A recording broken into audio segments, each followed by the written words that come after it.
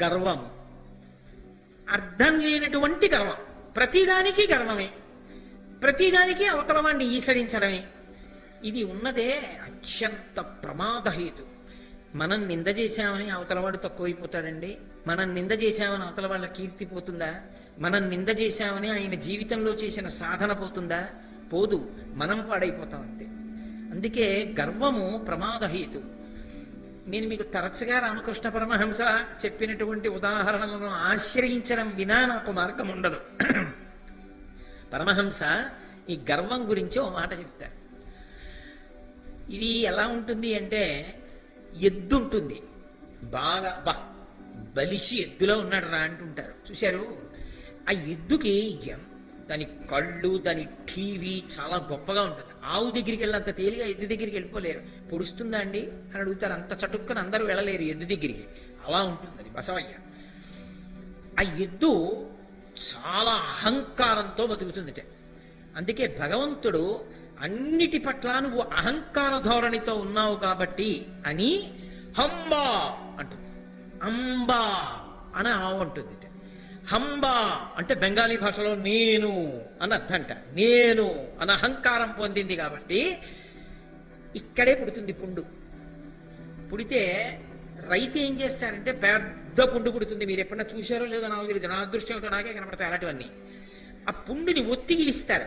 చర్మం ఇలా కదులుతుంది కదండి, మెడ మీద చర్మం కదులుతా పుండు ఒత్తిగిలించి కాడి పెడతారు, పెట్టి బండి నడుపుతారు. ఆ నడుస్తున్నప్పుడు ఈ పుండు ఏమవుతుందంటే కాడి పైకి లేచినప్పుడు కాడి కిందకు వస్తుంటుంది. అది పగిలి నెత్తురు వస్తుంటుంది. ఎంత బాధో! అది నడవలేకపోయింది అనుకోండి, వెనక తోక మిలి పెడతాడు బండివాడు. ఆఖరికి బండి కట్టడం అయిపోయి ఆ పోటు భరించలేక పడుకుంటుంది. వచ్చి కాకొచ్చి వాళ్తుంది, తోకకు అందదు. తల ఇలా విదిల్చిందనుకోండి, పుండు నిప్పెడుతుంది. మళ్ళీ బండి కడతాడు. అంత బాధపడిన హంబా అండం మాత్రం మాను. నేను అని గర్వపడినందుకు పెట్టేట ఈశ్వరుడిది. ఆఖరికి శరీరం పడిపోయింది. తోలు ఒలిచి డప్పు చేశారు, డప్పు కొట్టారు, డామ్ డామ్ డామ్ మంది. కానీ ఈశ్వర నువ్వు అన్న మాట అనలేకపోయింది. తోలు ఒలిచి డప్పు కొట్టి వదిలిపెట్టలా. డప్పు వాయించవలసి వచ్చినప్పుడల్లా 4 గడ్డి పిరకలు తీసుకొచ్చి మంట వేసి దాని దగ్గర పెడుతుంటారు. ఈ చర్మాన్ని తీసుకెళ్లి డప్పు కొట్టేవాళ్ళని మీరు చూశారో లేదో, మంట వేసి దాని దగ్గర పెట్టి తర్వాత డప్పు కొడుతుంటారు. ఆ చర్మం మంట దగ్గర కాలుతూనే ఉంటుంది. అయినా డామ్ డామ్ డామ్ మంది కానీ నువ్వు అనలేకపోయి.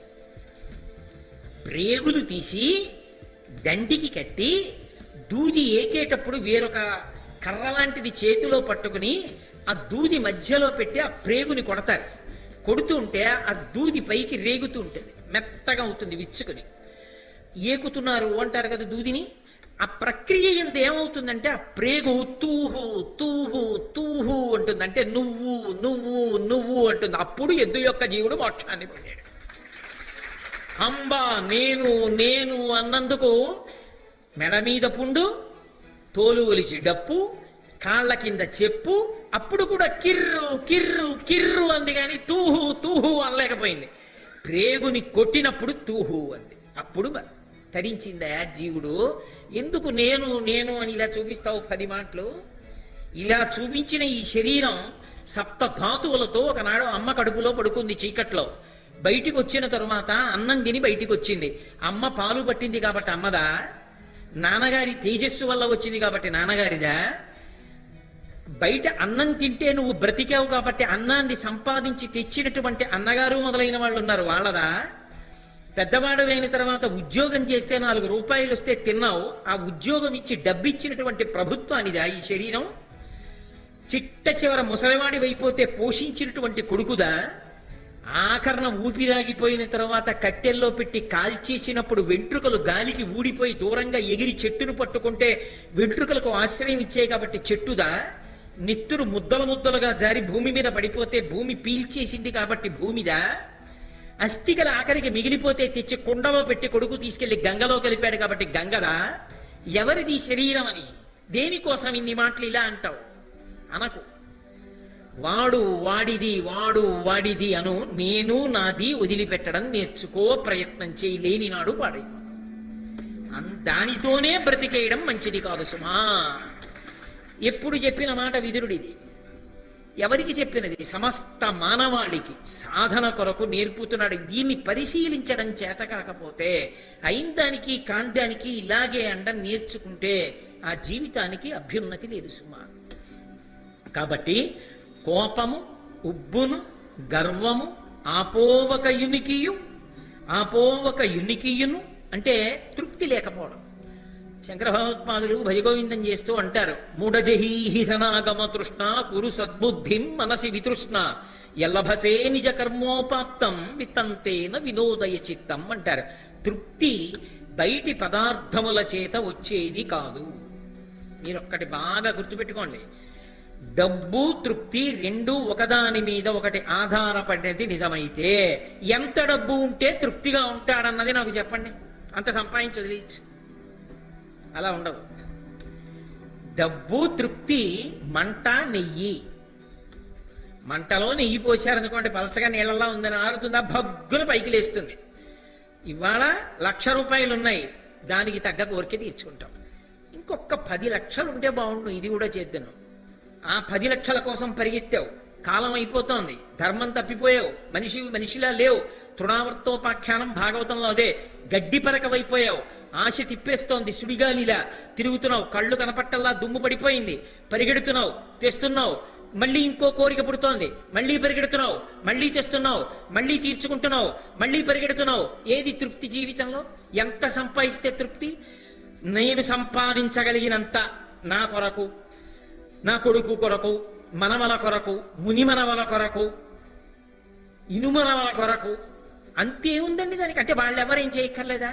ఇదంతా తింటూ కూర్చోడైనా దానికి అర్థం ఉండక్కర్లేదా? ఒక కుక్క దాని పిల్ల తనంత తాను ఆహారం సంపాదించే వరకు పెంచుతోంది. ఒక పక్షి దాని పిల్ల అది ఆహారం సంపాదించుకునే వరకు పెంచుతోంది. నువ్వెందుకు నీ జీవితాన్ని పాడు చేసుకంత సంపాదిస్తావు? ఆ సంపాదన కోసం తిరగడం సమయాన్ని పాడు చేసేస్తున్నావా? చెయ్యి, వద్దని ఎవ్వరూ చెప్పలేదు. డబ్బు సంపాదించవద్దని ఏ శాస్త్రము చెప్పలా. కానీ తృష్ణ వద్దు. అమితముగా అపారమైన ఆశతో డబ్బు వెంట పరుగులు తీసి జీవితాన్ని పాడు చేసుకోవద్దు. అది తిరగబడి కాటు వేసిన నాడు మాత్రం మిగిలిపోయేది అపకీర్తి ఒక్కటే తప్ప అది నీకు సుఖంగా నిద్రపట్టనివ్వదు, ప్రశాంతంగా ఉండనివ్వదు. అన్నిటికన్నా పెద్ద ప్రమాదం ఎక్కడొస్తుందో తెలుసా?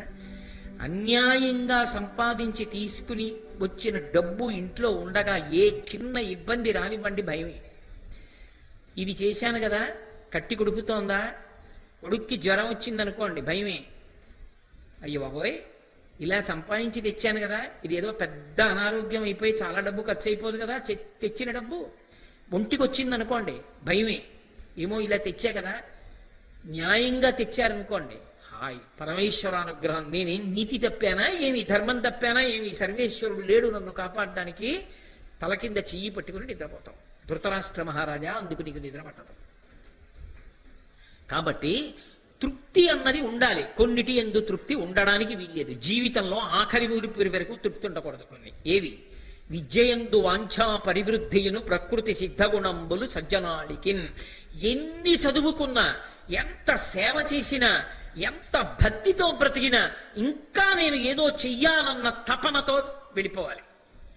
అబ్దుల్ కలాం గారు బ్రతికున్నంత కాలం పాఠాలు చెప్పి చిట్ట చివరి రోజున కూడా పిల్లలను ఉద్దేశించి మాట్లాడుతూ జారి కింద పడిపోయారు. ఆఖరి ఊపిరి వరకు సమాజ సేవ.